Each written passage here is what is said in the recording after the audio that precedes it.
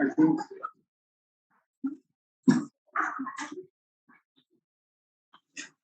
we will start now.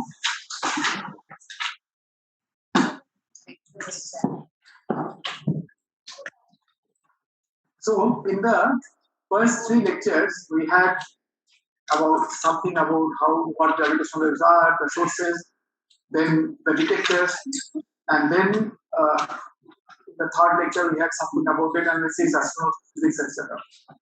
So now we are coming to this lecture will be more about LIGO India and what is the future of gravitational astronomy. Okay, all right. So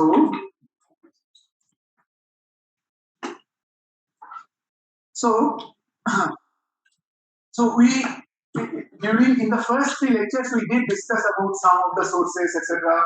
And the thing is that there are a lot of things which can be done with the gravitational detectors. And we did not get into the whole details, like this compact binary evolution, population, etc. So many things we know. Cosmology, I told you about the Hubble constant, all those things. Fundamental physics, like whether general relativity is the correct theory, all this. But then all these are based on our present understanding of fundamental physics, astrophysics, etc. But as I said in the beginning, that that new field of astronomy always comes up with surprises which kind of dramatically change our understanding of the universe, and hopefully those will also be there. But just it is not possible to predict it because there are surprises. So now, what are the next steps? The first thing was to build a network of detectors, and we already had these 2 detectors in the US which are operating at full sensitivity, at high sensitivity, and then in fact the 4th observation run is also happening right now. The Virgo detector has reasonable sensitivity, but not as much as these other 2 detectors, and then the Chandra detector also has much lower sensitivity. This geo detector where a lot of technology development happens. And the LIGO India detector is going to come up hopefully in the next few years. The first thing is that why do we need a detector in India? Now, this is the most important thing for the gravitational astronomy is to get the location of the source. Because if you don't know where an event happened, then you cannot do electromagnetic follow-up and many other things. Okay, like for example, if you want to get the Hubble constant by looking at all the black hole binaries at the galaxies in the region of localization, you will not get enough science. So localization is one of the most important things, okay, for gravitational astronomy. Now, how do you localize? So this localization is sort of like GPS satellites. If we have 2 satellites, 2 GPS satellites, let's say that they are either receiving or sending signals. I mean, it depends like how exactly you are designing. And suppose there was a signal which was emitted and both received at the same time. Then you would say that they are essentially equidistant. Okay. So if you have kind of a common plane joining these 2 detectors, then you would say, well, probably the signal is somewhere in that plane. But in order to really pinpoint where exactly a signal happened, you need at least 3 detectors. Then you know from where this signal is coming. It's like triangulation, which is used everywhere. Now here, you see that there are many sort of circles on the sky. Each one of these represent the error circle. That is, that an event happened and we exactly don't know where it happened, but it will be somewhere here. This is like this ring on the sky. Okay, this will be a ring because it's a sphere. So if you say that, suppose you want to draw a plane which is equidistant from this, so it will be basically a plane, but then you are representing something on the sky, so it will be the intersection between the plane and the sky, which will be like a band.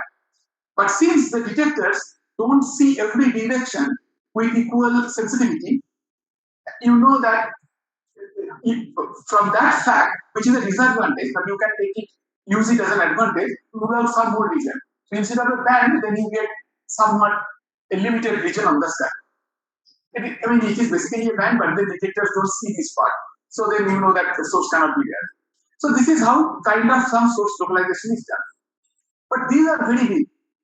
For example, this one, which corresponds to the first detection that in 2015, you could fit, I think, some 1200 moon in that region. Is that big? Okay. But on the other hand, if LIGO detector was operating at that time, you would get a circle like this small. Okay. So then the localization will be much more. So why do you want to have this kind of localization? The thing is that suppose there is some binary neutron star merger, and you want to follow up that region. If the error is so big, and suppose you have a big telescope, you point it to one particular direction, it will take some time to observe that part, and they have a limited field of view. So if you suppose the field of view was 1 degree, then you need 1200 such observations to cover this whole thing.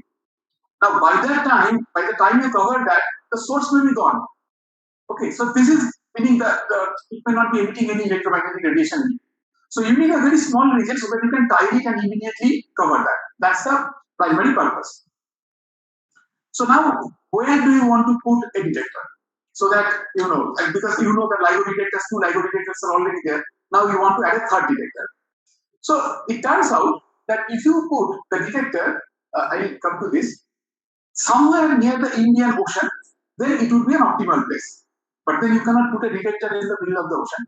So the choices are like Australia and India. So people consider this and then they realize that India would be a good place for various reasons. Okay, considering the funding, people, all those things also taking into account. Now, roughly why is it so? So suppose you put a detector in India, then what happens is that, so this is the North Pole. You are basically looking at the map from, let's say, the pole star. Okay, so this is the North Pole. This is America. This is India is here. Now, these are the 2 detectors in the US. This is America. Okay, and their distance is expressed in terms of light travel time. So 10 milliseconds means 10 milliseconds into 3 lakh kilometers per second. So it is like 3,000 kilometers. If you put and then if you also consider Virgo, then these are like 25, 26 milliseconds. If you put a detector in India, you see that, first of all, initially you had 3 such baselines. These are called baselines. You immediately get 6 baselines because Hanford India, Livingston India, Virgo India, these 3 already give you from 3 to 6. And also the length increases quite a bit. It is instead of 10 milliseconds, now you get 36 milliseconds, 39 milliseconds, and so on.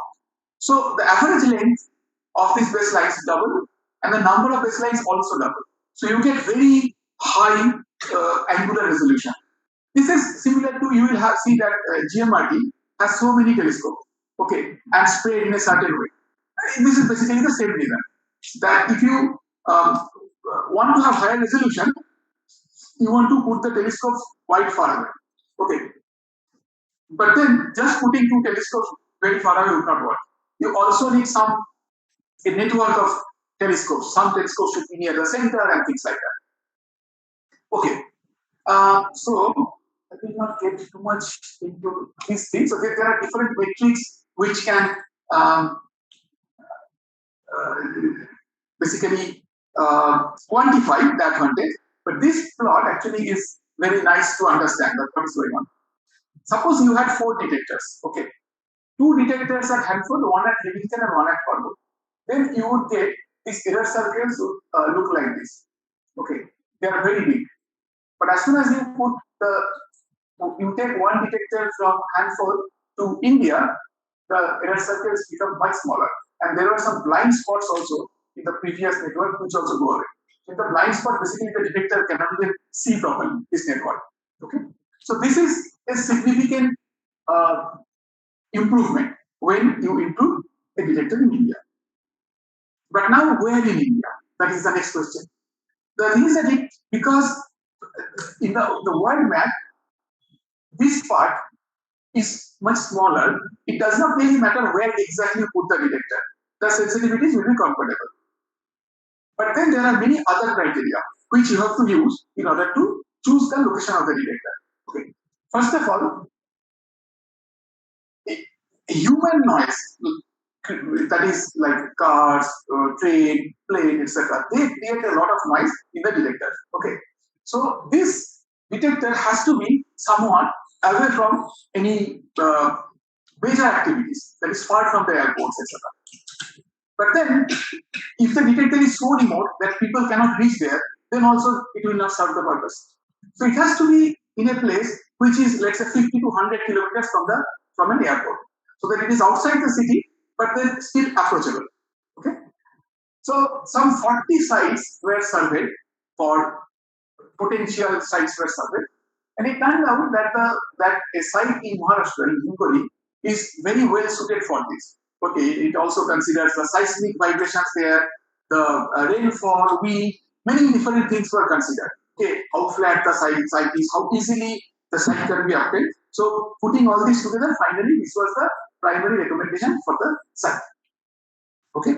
Also, the site has to be somewhat far away from the sea, because the sea waves, the ocean waves, they create something called a microseismic vibration. So it is better to be far away from the sea. So, but then on the other hand, you could make some compromises if the site was better in some other way. So, putting all this together, finally you decide. Now, one of the main thing why a project like LIGO India is so attractive is not just because of the astronomy, because these are data science projects where many different expertise are connected. Okay, so different parts of astronomy, then the fundamental physics, precision measurement, and so on. But also to make the apparent detector, you need very precision measurements like quantum metrology, laser, vacuum, optical engineering, sensor technology, controls. I mean, it's like different things coming together. The advantage of doing this is that once you create a platform where many people come together and talk, usually people don't talk, they fight. But then if you create a platform where people can share their knowledge, then what happens is that they can take the next step and then build something else, not necessarily gravitational wave detector, something else. So this is how the whole project becomes very attractive also for the governments. And they don't see that it's a very narrow area, because it also enriches the country in many different ways. Okay. So how do you build the scientific community? Okay. So one of the things IUCAA was doing is that, so there will be 4 lead institutions which are going to build that project. Okay, IUCAA is one of them, and then there are 3 Department of Atomic Energy institutions, which are called RCAA. That is Rajaramana Center for Advanced Technology, then IPR, which is Institute of Plasma Research, and there is DCSEM, who build big infrastructure. Now, but what we need also is many experimentalists and other scientists from different institutions. So now they have certain expertise. The project needs some expertise. So what do? You bring all the people in the same room, and then some people say that what is the requirement for the project, and then those who are coming, they say that what they can do. Then you do kind of a matching. So this is what was done here for a while, and then many IITs, ISSAAs, university, all those people came together and they contributed. So the project got formally, so project was in principle approval came in 2016, but then now recently last month, just before the summer school, I think they kept the summer school in mind. There was the project was got the financial approval, that is the cabinet's approval to go ahead in last month. So now these things will again ramp up. Okay. So one of the things that IUCAA's role in this project is to build a big data center. So this huge facility is needed to analyze the data. I already told you that you have to do match filtering for every small chunk of the data. So then for all these templates, wavefroms which are created, wavefrom creation also takes a lot of effort. So all those things can be done here, and these facilities are used by different many national and international researchers. Then the thing is that there are many cutting edge technologies can be used for this in terms of instrumentation, but also in data science. So with machine learning, for example, you can do many different kind of things. And it's the era of artificial intelligence, machine learning. So this is one of my PhD student uh, made this. So he used machine learning. So he knows machine learning. I hardly know machine learning. So, but then I can tell him what are the places where it can be applied, and he also contacted many other people in LIGO that what are their problems, which are the parts where people are doing things manually. If you are doing something manually, then you can translate that knowledge to automate using artificial intelligence, machine learning, etc. So various things he did. So this is just to show that in many, which are very different things, but then you can apply machine learning. So this kind of things. Then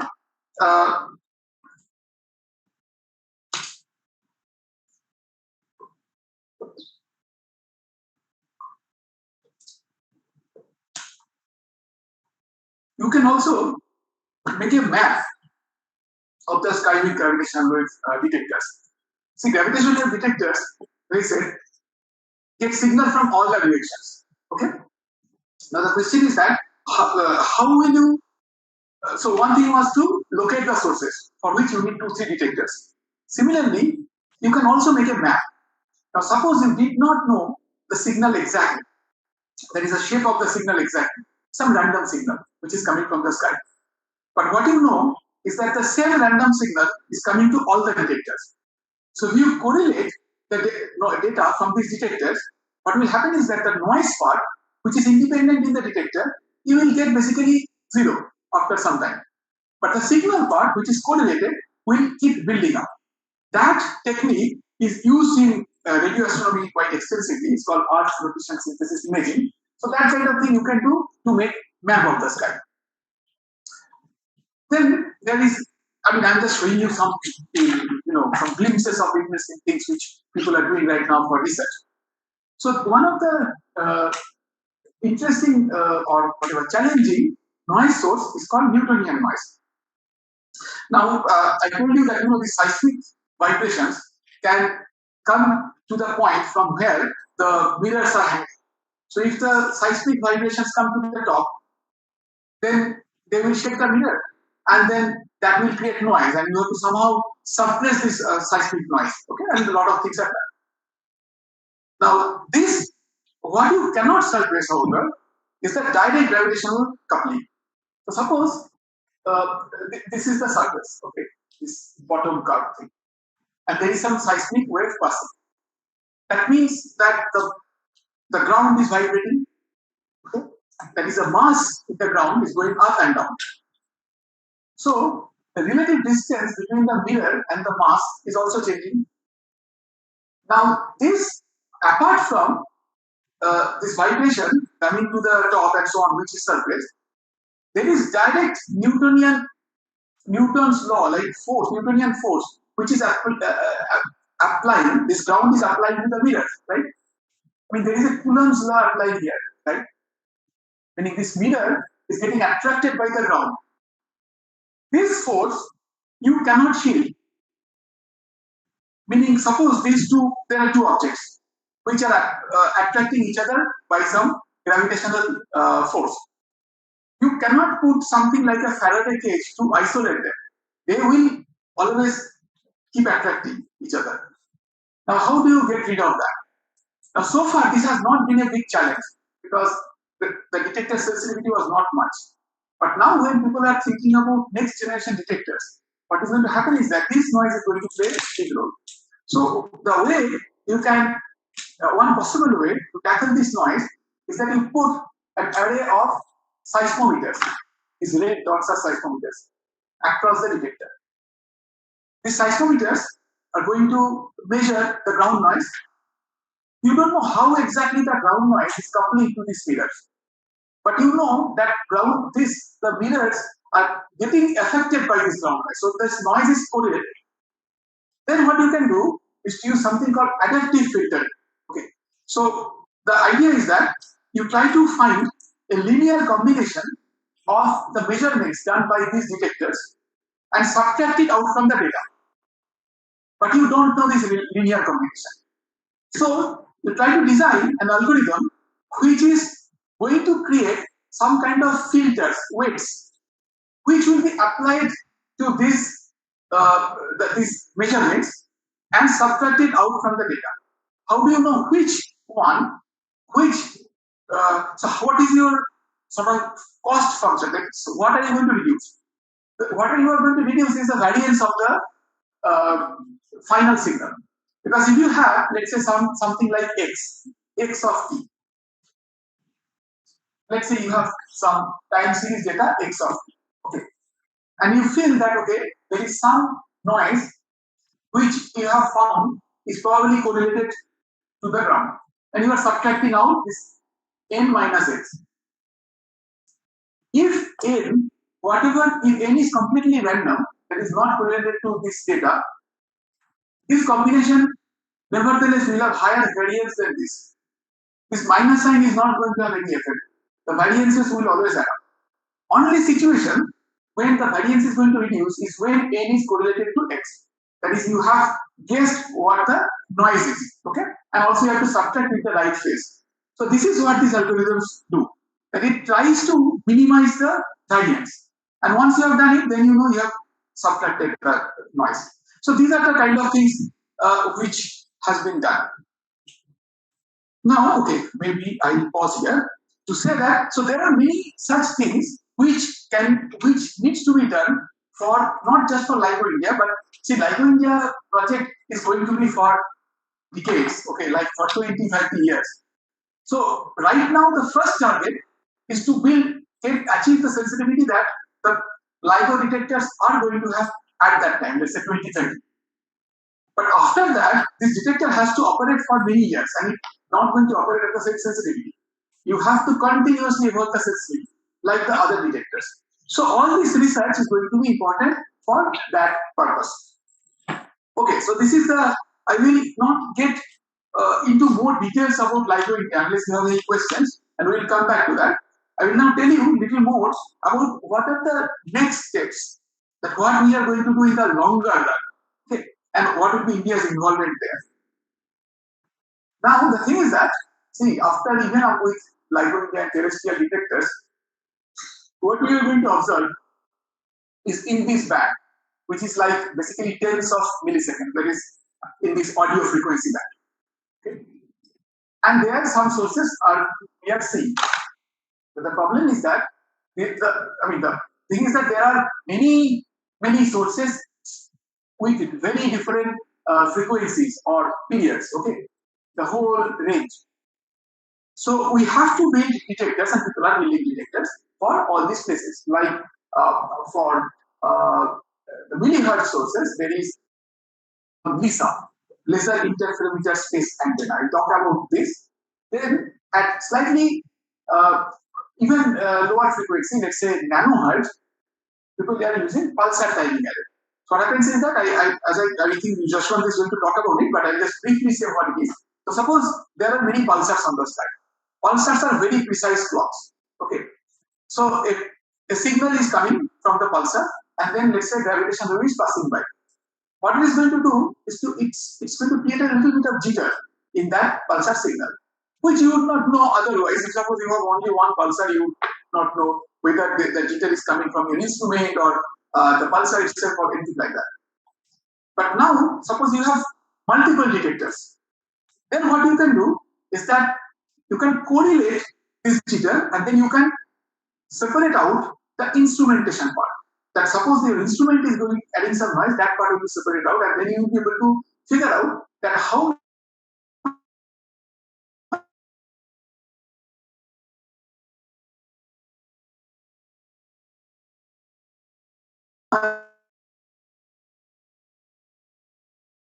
eventually we want. Okay, one more thing I will tell you.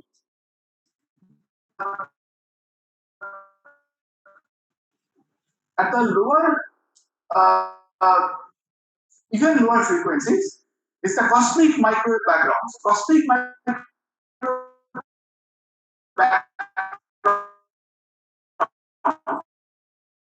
anisotropy has been taught so far.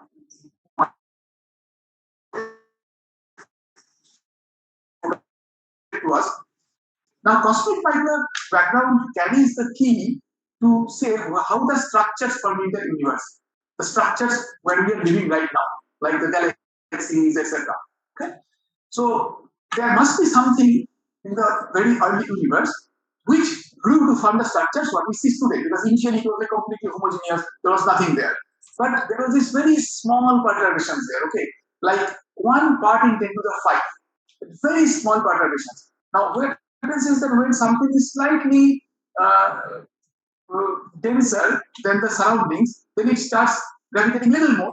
Then it starts becoming that density starts becoming higher and higher, and it becomes non-linear, and they form structures today.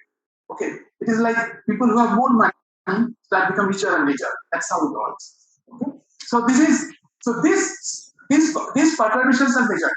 This anisotropy in the cosmic microwave background is measured.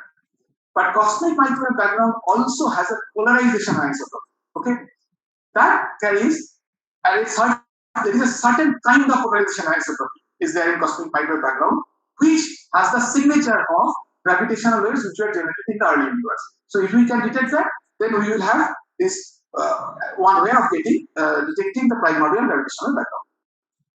So these are broadly these are the bands, and eventually what we want to do is something like this. These are the images of the universe in different electromagnetic bands.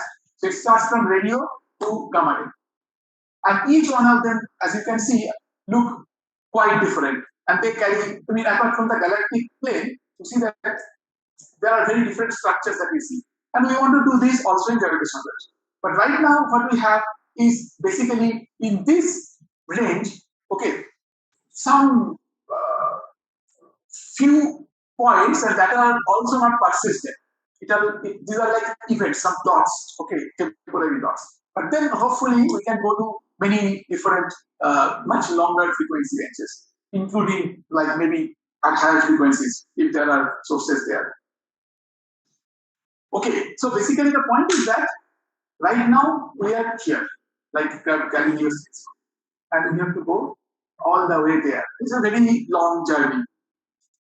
Okay. Now the thing is that this is how we will hopefully evolve. So this was initial LIGO, which did not detect anything, but it did a technology demonstration. In 10 years, it took about 10 years to go from here to here, and that had factor of 10 improvement in sensitivity. It's very interesting that 10 years for 10 factor of 10 improvement in sensitivity. The next step would be to go 10 times more improvement here, but this does not happen like from here to here. There are intermediate steps there, which will take us there, but for exactly to reach here, you will need a different detector. So need quite a get land, etc. This hopefully will come in 2030s, okay, in the next decade. So these are called Einstein telescope and cosmic explorer. So let's see what these are. Okay, before we go there, first let me tell you what is the purpose of this. So see, right now we are here. This was O3, that is third observing now. Now the fourth one has started in a slightly better sensitivity. This blue line you see, this is the target sensitivity for LIGO's next upgrade. It's called A+. LIGO India was supposed to come with this sensitivity, okay, but now probably it will come a little bit more, maybe somewhere here. Okay. Now, and then in the same 4 kilometer housing, the sensitivity is supposed to come to this Voyager level. Now, what does it mean, all this sensitivity, etc.? I think it will become clearer if we look at this picture. Okay? See, let's say we are somewhere, we are at the center. Okay? And these dashed lines are showing us the horizon, okay, how far we can see. This side is for neutron star merger, and this side for black hole merger. Okay. Now, there are, according to our current understanding of astrophysics and cosmology, these dots have been put. That what is the number of events which are happening at a certain redshift. Okay, this axis, basically radius in this plot, is telling us the redshift, that is 0.1, 1, 10, 100, etc. Okay. Now you can see that for black holes, when we reach LIGO India like sensitivity, that is by 2030s, we will reach a cover most of the black hole binary mergers. Okay, that will come into within our horizon. Right now we are in this region which looks almost empty. Okay, it's not that we are in some special position in the universe which is why it is looking empty. It is just because the horizon is small, every part is the same. Okay. It's just that our horizon is small. If you go to some other part of the universe, it is going to be the same. Okay. Now, with Voyager, that is with the 4 kilometer detectors, by upgrading the 4 kilometer detectors, we will probably be able to see all the black hole binary mergers in the universe. That is what this curve says. According to our current understanding, later on it may turn out that is not correct. There could be primordial black holes, etc. Okay? However, the picture is not the same for neutron star merger. With the 4 kilometer detector, that is this Voyager, we can reach only up to there. So the most of the binary neutron star mergers are going to remain undetected windows. Then you need these other detectors which can basically look at basically everything in the universe, meaning all these mergers in the universe. Okay. So what are these detectors? Let's see what these are. So right now there are two prominent proposals. One is Einstein telescope. Einstein telescope is probably going to be, these are all tentative, underground detector with 10 kilometer arms in this triangular shape. Okay? And the other one is called Cosmic Explorer, where the arm length will be 40 kilometers. That's huge. Okay, it's like much bigger than a city. It's that big. And you see, but then these are all kind of speculative. First, one has to get a land and then do all this. So this is the comparison with respect to the present detector, which is already pretty big. You can see what people are thinking. But then people are not just thinking about it. For Einstein telescope and also for cosmic explorer, a lot of lands have been surveyed and technology is being developed. So that will come. But in between, this is something which will be very interesting for India because the Indian detector, LIGO India, can attain this kind of sensitivity. Okay. Okay. So this was the ground part. Now we come to space. Okay. So for space-based detector, let me see if I have a video of this. Anyway, forget it. You can kind of understand what is going on. This is the sun. Okay. See, to go to lower frequencies, there is basically you have to go to space. You cannot go beyond, let's say, 1 part frequency. But you want to go to space because the supermassive black hole mergers are all happening at millihertz because they are very big. Okay, the frequency, the merging frequency is millihertz. So the plan is that there will be 3 spacecrafts which will be following the Earth. Okay, and the distance will be like, let's say, few million kilometers. So let's say Earth is going around the sun, and these detectors will follow in Keplerian orbits. And basically, each one of them will be freely falling. That is, each one is tracing out, going around the sun. And then you choose the angles in such a way that they kind of maintain this configuration. So this is this laser interferometer space antenna called LISA. Very nice name. Now the thing is that it may look like science fiction. It's all kinds of like Star Wars type thing, but that is also not the case. Okay, so for technology demonstration for this project, what is necessary is called a drag-free environment. Okay, what is the meaning of that? See, for LIGO, there are these mirrors which are hanging. Okay, and you make all the effort so that they are free in one direction. Now, if you put spacecraft and put a mirror there, and the spacecraft is going to exchange laser light is going to be light cannot be reflected for LISA. The problem is that this spacecraft is so far away that the laser is not going to remain like narrow. It is going to, the beam is going to expand. You will get only a small part of it. So the way it is done is that they will sense the phase of this of the wavefront and then send back another laser link and things like that. It's going to be that way. But now, if this mass, let's say this test mass, which is the mirror in this in our case, is sitting on the spacecraft, then it is going around with the spacecraft. How will you know gravitational waves are falling on that? Because if gravitational waves come on these mirrors, you have to make sure that they can move. So the way to do that is that first these masses, test masses, will be released in space. Okay, and the spacecraft will have to follow it. So it is like that this bar detector. We have to sense the position of the test mass in such a way that this sensing does not significantly move the mirror or the glass or whatever it is, the test mass. So this is called a drag-free situation. That is, spacecraft is not dragging the mass. The spacecraft has to follow it. So, and then the spacecraft will have some small thrusters, like compressed gas or something, or maybe some other technology they will use, which will allow it to slightly adjust the position so that it does not touch that glass. This is what is going to be the thing. And this part was already tested. So there was a Pathfinder mission which was launched on December 3, 2015, and it tested that this is possible. And not only it was possible to do, I will skip this part, this one.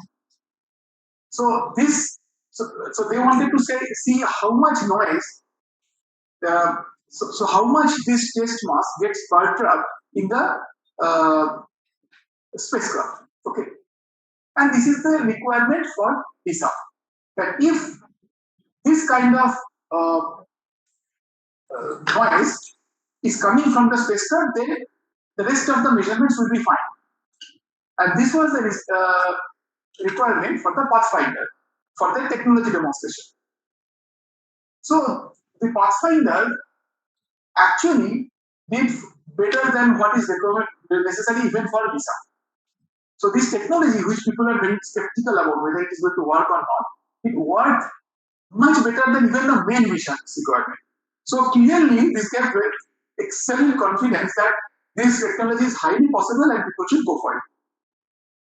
Now, what is going to happen with ISSAA is not just this massive, supermassive black holes, etc. There is more what you can do with this. Now, this plot is pretty interesting. Now, what happens? What is shown here is that each of these dots are some binaries. Okay, you see that the binaries are initially very far away, and then they go around at a low frequency. And then they emit gravitational waves, they come a bit closer, then the frequency goes up and so on, all these story I told you. So this is basically the track of the binaries. So this is frequency, so if a binary starts here, it slowly traces these lines. Different binaries are tracing different lines. Okay? Now suppose you see one of these binaries with LISA, then you will be able to predict when a merger is going to happen, the LIGO band.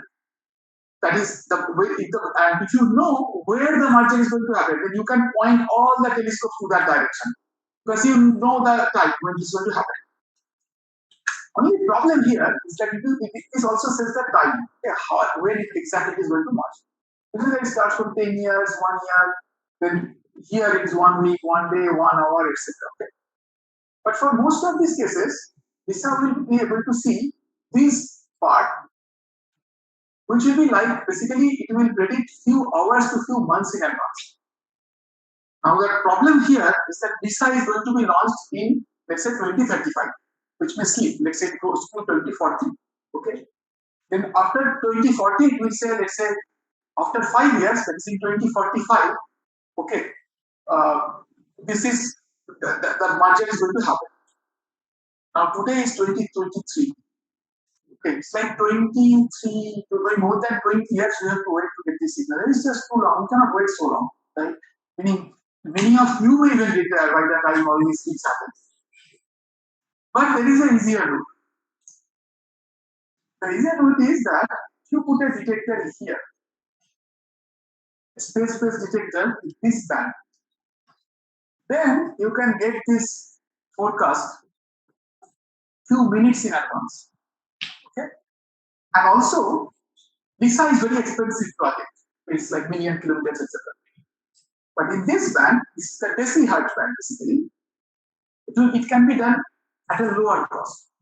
Even if the cost is not significantly lower, you will get the alerts very soon, and also because it can be much smaller. See, the thing is that the arm length of the detector, I told you, right, is this lambda by 4. So the arm length, if you are going to lower and lower frequency, arm length becomes bigger and bigger. For a decihertz detector, you can work with 1000 kilometers, 100 kilometer arm length. For LISA, you need million kilometer arm length. 100 kilometer arm length or 1000 kilometer arm length significantly reduces the cost. And actually, cost is not the important thing, again, GDP. But the important thing is that the technology that we are developing with LIGO and the ground-based detectors can actually be applied there, because laser is not going to flare up so much. The beam is still going to be smaller, small enough that you can kind of get a slightly bigger mirror and capture the whole beam. Okay? So this could be a very important place where India can play a role, and this is being explored. Okay, because the LISA missions are all funded. These ground-based detectors are being funded or being technologies developed. Here, there is a gap, and this gap can be filled with our present expertise. So this is one of the primary goals. Now, if you put this decihertz detector, of course, you can have this very immediate follow-up and so on. Meaning, forecast will be much sooner, etc. See, this is the track of this binary. These are all sensitivity curves. So these are the ones we are talking about. But then there are many other advantages. So I think you have now understood that if you want to localize a source, you need two detectors which are far away. Further away they are, more precise is your localization. Okay? If you see the proposed, all these decihertz missions which are proposed, nothing is funded yet. That is the important part, which is why India can play a role there. You see that this blue, take the blue one or the red one. I mean, the blue one is fine, let's say. This is less sensitive, this is more sensitive, this is even more sensitive.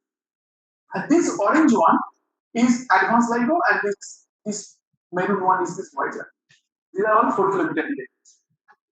You see that there is this window here where this decihertz detector and the round-based detector can work simultaneously because there is an overlapping sensitivity band.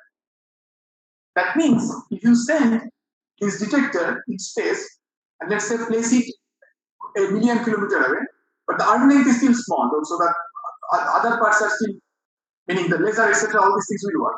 But this detector is million kilometers away from the Earth. And there are detectors on the Earth which are operating simultaneously with them. Then you get a million kilometer baseline. That gives you extremely precise sky localization. Okay?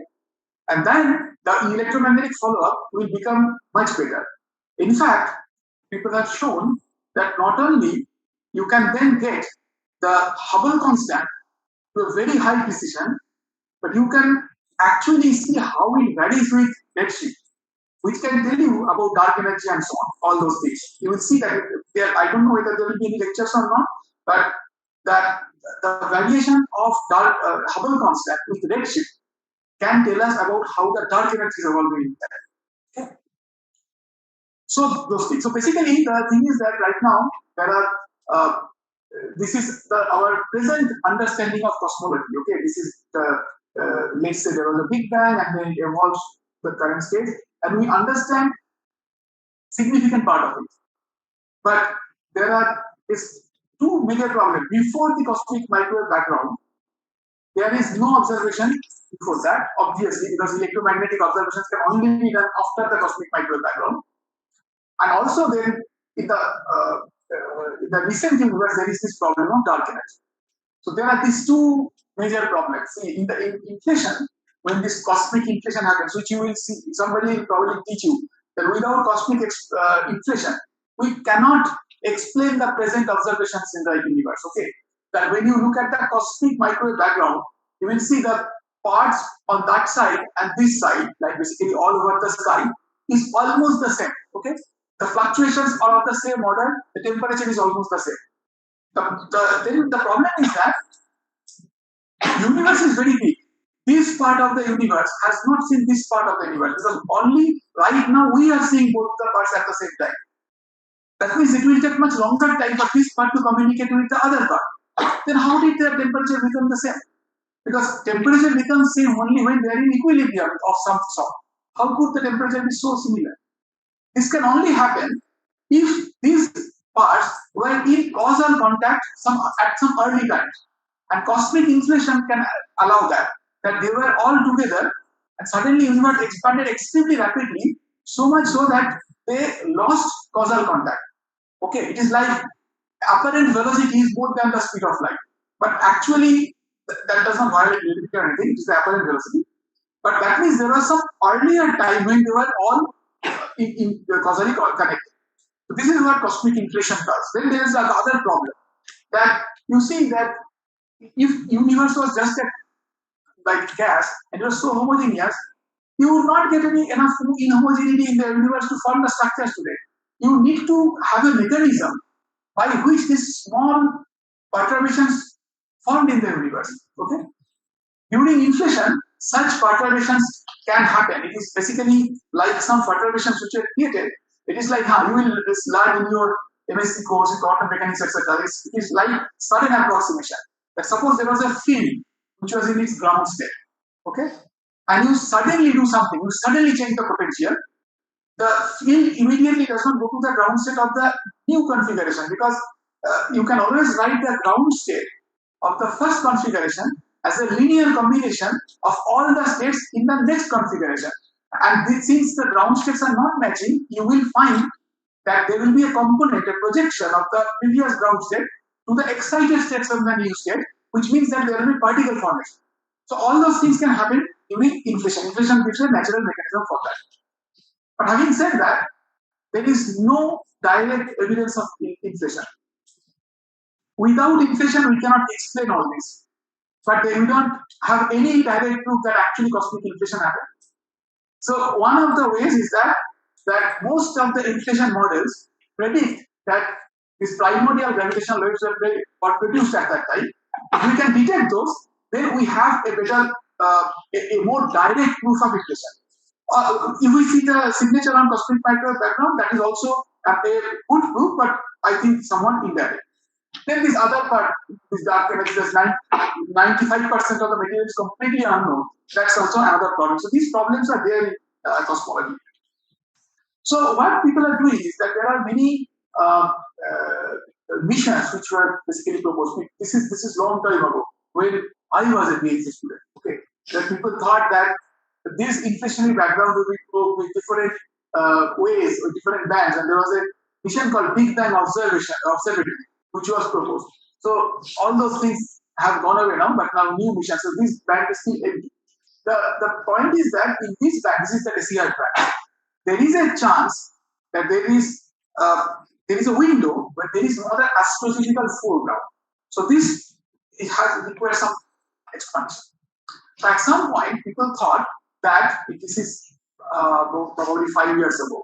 Okay, that there was a group called BICEP. Okay, they thought that they have detected this primordial gravitational wave signature on cosmic microwave background polarization, called the B-mode polarization. But then later on, it turned out that whatever they have detected was actually the signal generated in our own galaxy. Because the galaxy, this signal, which is primordial, we usually refer to as background. And the signal which is generated by the nearby universe or the distant type are called foreground. So this galactic foreground actually masks the primordial background.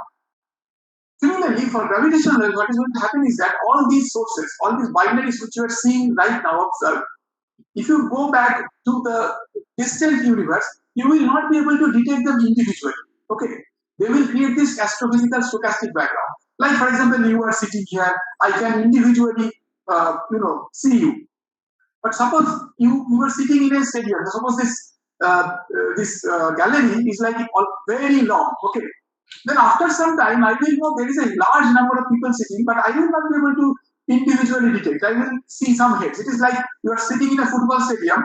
You can see people who are, or cricket stadium, who are sitting in front of you. Okay, but you will not be able to identify people who are sitting on the other side. Okay, that is too far away.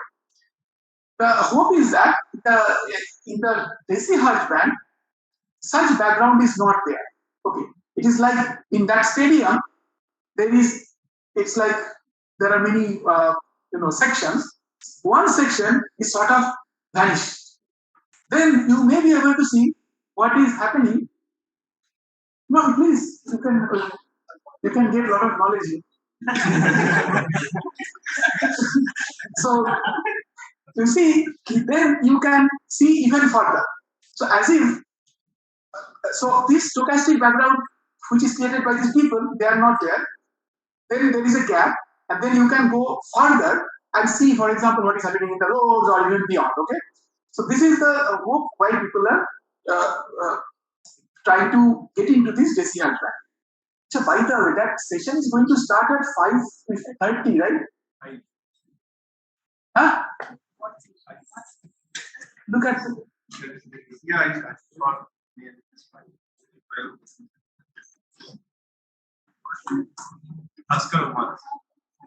Oh, this is going to be Bhaskara 1, is it?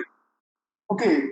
Yesterday, one of the PhD students came and told me that you are going to finish by 5:15, right? I said, yeah, because they said that 5:30 this other thing is going to start. So then everyone can go. That is why you can never rely on PhD students. So now, okay, I will finish quickly. So this is the kind of, since we started talking about the stochastic background, these are the kind of stochastic background which will be created by the binary, binaries, distant binaries. The thing is that since we don't know many of the details, it can vary by orders of magnitude. All these are different quantities and they predict huge deviations.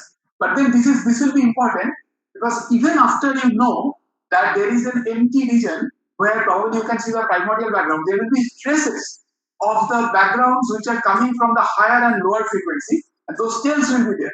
In order to subtract out those tails, you need to know the main signal so that you can then extrapolate and subtract out the signal.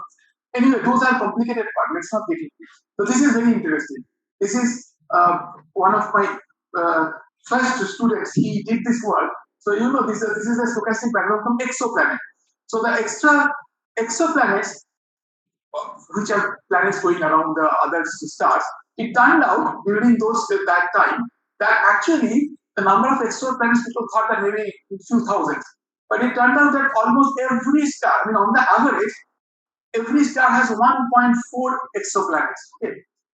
But they go around the sun like very slowly and so on, and it's like very weak signal. But when you add up so many stars, because our galaxy has some 10 to the 11 stars, then the signal is no longer very that weak. And at some point, the stochastic background from exoplanet is almost comparable to the stochastic background from inflation and so on. And this is LISA sensitivity curve. And there is a chance that, if LISA becomes much more sensitive or future LISA, we will be able to detect such things. Anyway, so now let me show you the more exciting pictures. So these are the things which people are trying to build to observe that first second of this, the inflationary gravitational background. This is through CMB. Actually, I should replace this with LIGO. That is a Japanese mission which is going to be launched probably in the next few years. And this one was Big Bang Observer, which is no longer being pursued. But this one is one of the active proposals. It's called the Decihertz Interferometer Gravitational Observatory, short DECIGO. So they are planning to do this. This is the sun, this is the earth, and they will create these clusters of satellites, okay, sending laser beams and so on. you have seen Star Wars, this is like it will remind you of those. You probably we should put this music. So now, so this is the last, okay, it's really the end of it. So the thing is that the first few years of gravitational astronomy has been really eventful, okay, in many ways. I mean, there were many events, and otherwise also it was very eventful. So new windows of astronomy not only provide a better picture of the universe that you get to see things in 4K, 8K, etc., but you get the understanding completely changed, okay, in many ways. Now, worldwide effort is going on to develop detector, analysis, signal models, etc., which, in other words, that you have a lot of scopes in all these areas, okay, you want to pursue your research, and if you really want to get into this. And all these developments are going on. Now, for Indian context, we hope that in the next few years, we'll have the LIGO India detector, which will have a lot of things to do, and also we are exploring the space-based gravitational radiation. I will stop here. Questions?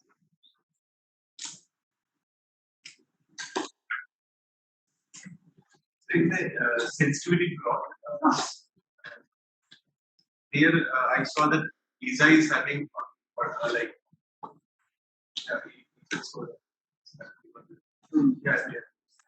ISSAA is having lower sensitivity than. Perfect. A very good observation. Okay, that's wrong. I mean, I don't think these detectors can actually be extrapolated like so freely. They should have stopped somewhere. You know, this thing could go here. This thing could go just like this, like here. This is. It's not clear that. I mean, you are saying that I'm saying that this ISSAA card that we are having, it should be much more sensitive than ground-based detectors because of the fact that. Oh, you are saying no. That is the thing. Is that okay? I see what you are saying. That this sensitivity depends. It is not just the sensitivity of the detector. It is the sensitivity of the detector compared to the sources which are present in the sky. The black holes' binary signals are much larger also at lower frequencies because they are very big black holes. These are supermassive black holes, 10 to the 8 solar mass and so on. So the signal amplitude is very large, but just that they don't come here. That's why I cannot detect it. So signal amplitude is much higher there, which is why. So this always goes like this somewhat. Okay. So in the neutron star and black hole merger, in that plot, everything will happen in circular.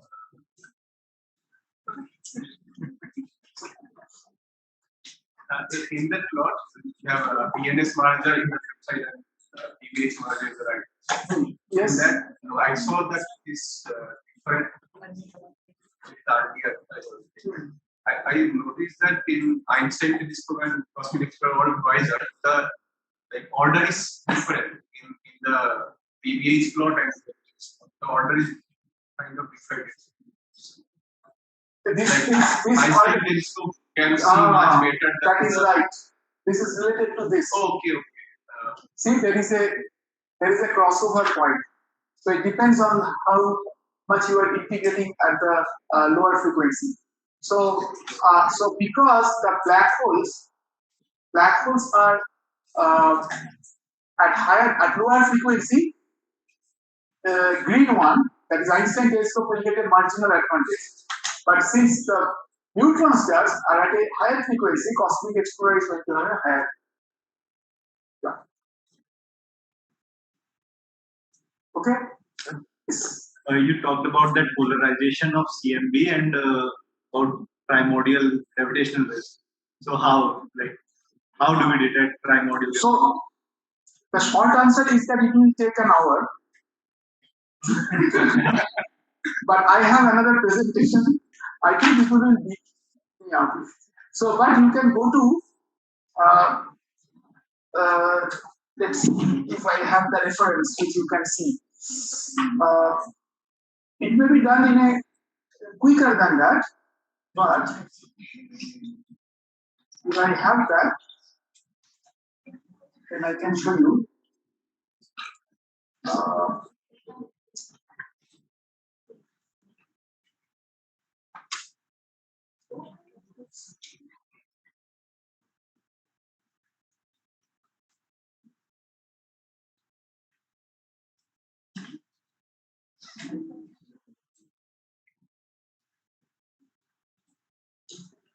Otherwise, I will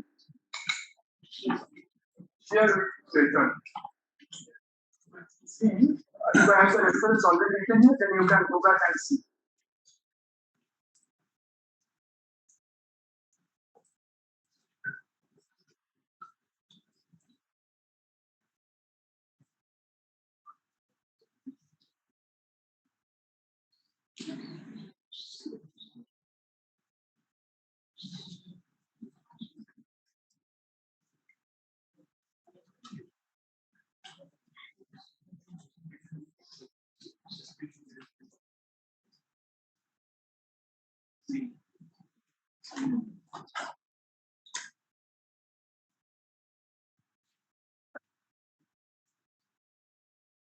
Any questions from the online participant?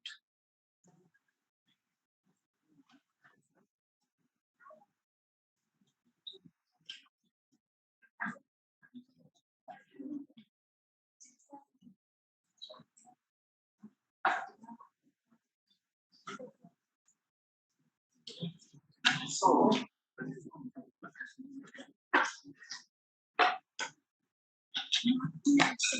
let me see if this can be explained. Okay, very quickly.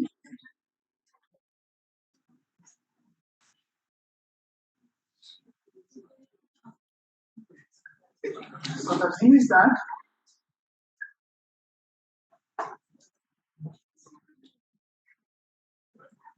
so this is how CMP polarization forms. Okay, suppose you are in a region where there is this density polarizations, which are kind of like waves which are passing by, and you imagine that you are in a wave. Okay, that a standing wave. So the wave is becoming loud, large. So suppose it's a standing wave. What happens is that the wave amplitude becomes zero and this thing. It is like a string vibration. Okay. Now at a given point, this way you will require you to go to it is Bhaskar one. So if it is this goes up and meaning that wave is becoming this thing. So anyway, so now suppose you are at one part of it, at somewhere, you will see that uh, the surrounding is basically doing these fluctuations. At a given time, you are at a wave, on the wave, suppose you take a very small region, you will see every temperature is constant. You make a slightly bigger circle, then you will see there is a quadrupole, that is, that up and down has some temperature, and right and left has a different temperature. Okay? So then this quadrupole is going to create, you will see that hotter and colder regions. That will mean that there will be the number of photons which will be hitting an electron will be different. Now the thing is that so there is this another diagram. Now Thomson scattering is creates polarized emission, and that is because suppose there is some electric field coming, and the electron is bound to oscillate in this in a specific plane. Okay, so okay, let me explain how to do that. Then basically what you will see is that these waves, when they are hitting this electron, only when you see from this side, this arrow, only one oscillation will create the vibration, that this one. But this other one, which is creating along this axis, it is not going to create any electromagnetic field. Okay, so suppose you are seeing from this side, okay, and this unpolarized wave was coming, hitting this, and you are seeing from this side. So what will happen is that you will get a polarization which is along the vertical direction proportional to this. But now we consider another one which is coming from the top. Here you will get the horizontal component. So this part is going to give you this component, this part is going to give the vertical component. If the densities are different, then you will get a net resultant polarization. Okay? This happens even without gravitational waves. But now you see, so this is one kind of polarization. This is called E-mode polarization. This is always there. But now if you see, in gravitational waves, when gravitational waves are passing, so this is the same thing I said in the previous one. This is basically getting the E-mode polarization, and this is the standing wave. Then what happens is that gravitational waves create this quadrupolar pattern. Okay, you remember that this kind of pattern. So that is going to come here. So that is going to create a polarization which will be of this kind. This has no curl and this has a curl. So these are the things in a combined way will give you E-mode polarization. Okay, so this requires some getting but there is a website called so there is this material is available in Wayne's website.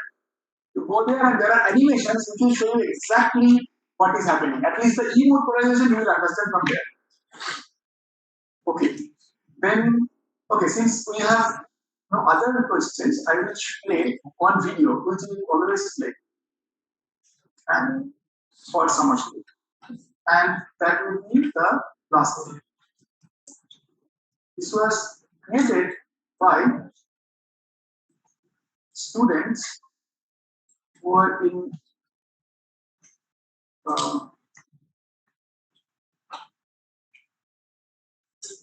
no, this is not the one. It is having the one. No, really? That's what I heard. Oh. Oh, yeah, you're enjoying this part, like everyone is coming here and we are seeing the air. Yeah. I was also wondering why are you giving the private? Okay. So now this was done by some summer student in Caltech long time ago. Oh wait, it's a problem. Now I have to share with the video.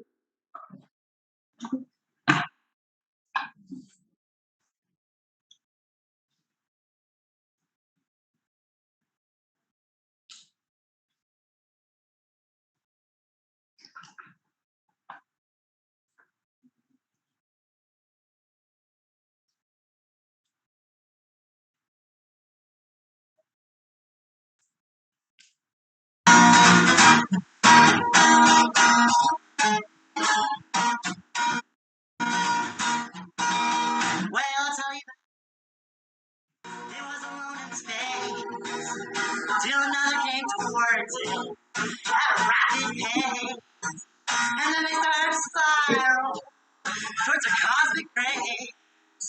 They were ripples in space-time. They were gravity waves. Disagreed with Kepler. The orbit should have been stable. The relativity knew. Energy was near and let's speed up high. Quadruple radiation through the dark of night. The Einstein field equation seemed a good place to stop time. Here, that's beat too damn hard. Unfair relativity. So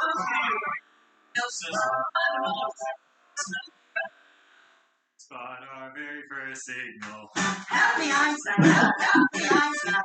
Help me, Einstein, help me, Einstein. Help me, Einstein, help me, Einstein.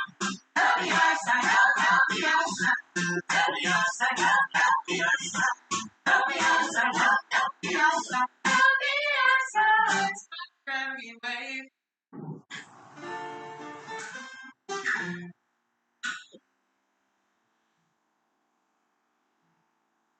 We want to detect gravitation, gravitation wave on the earth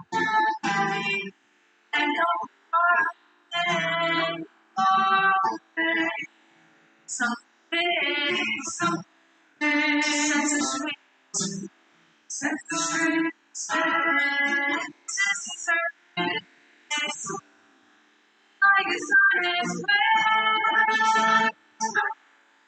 Michael sent for me. You still live in my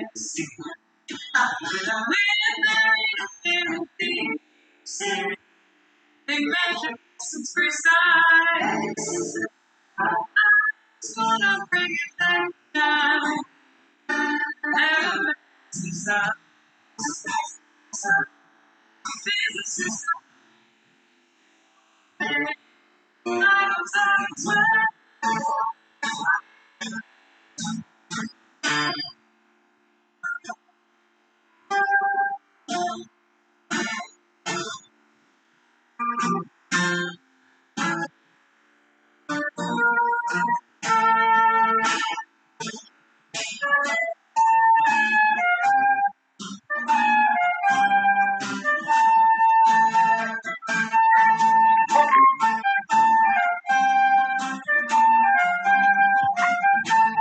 Yeah.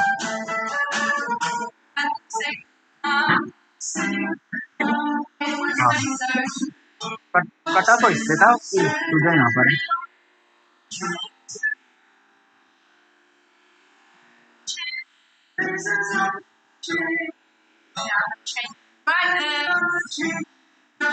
we can see the strength.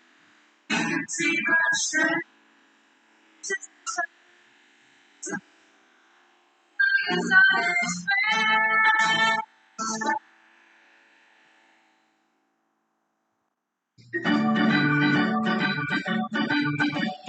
I go measure distance to 1,000 of a proton. And the echoes come from the quantum nodes and the crashes of a photon.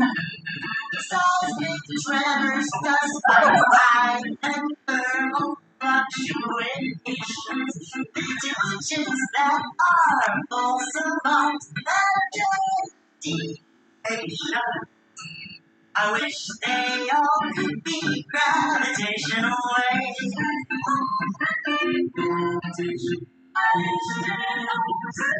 Gravitational waves. So I was scattered between detectives 1,000 miles away. If the signal's real, we'll pick it up on both with the tiny crowd today. To remove the noise they built, the vacuum chamber, the largest ever made.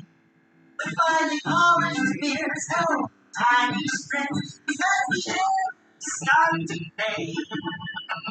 And scientists get the data, stick to still buried in lots of gold. They pull the signal out with specific computing times and infinite physics codes.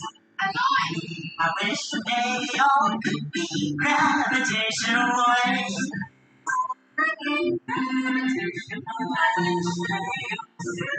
Gravitational waves.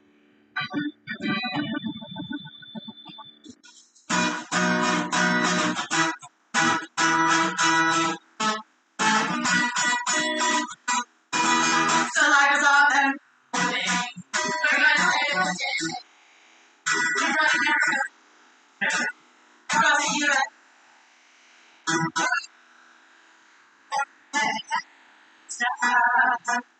And we're gonna visa. Soon we'll be doing this song.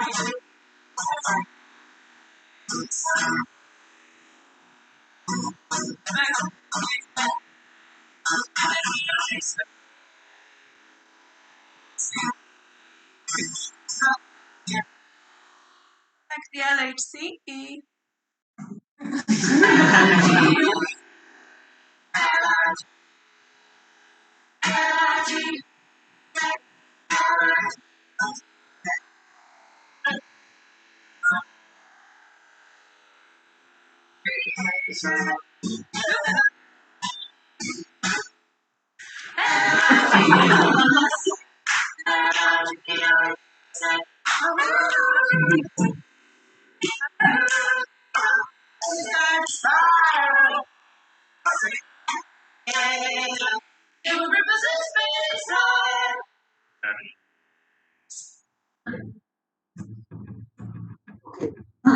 So this was basically a much better summary of my talk. It was a lecture, but these people there are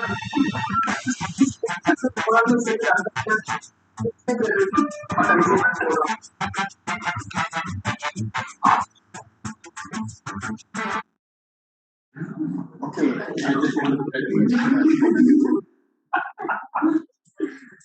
Now, any other questions? On that particular on that particular last one can participant themselves cannot remove. So is there any questions? I don't see any question here online. Nobody has raised their hands or no question in the comment box. All right. Offline. That is all. No, that is all done. All done. Yeah. Like one of the question was to show some video. No, I just showed the video because it's a reward that they understood everything. So